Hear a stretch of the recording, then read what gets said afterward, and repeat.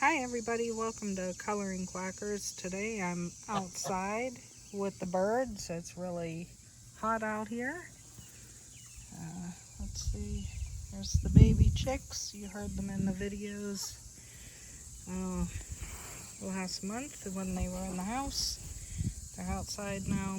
Well, today I'm going to share my completed coloring page out of this book, Silly Goose. This was one of the first books I ever made.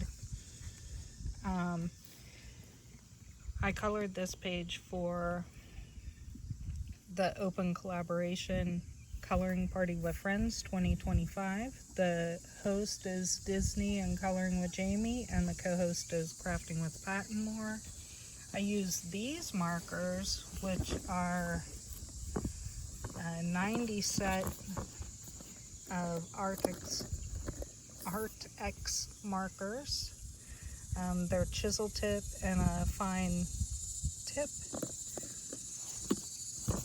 They have all these pretty colors in there. And this is the page I did. I hope you enjoy watching. Have a great day.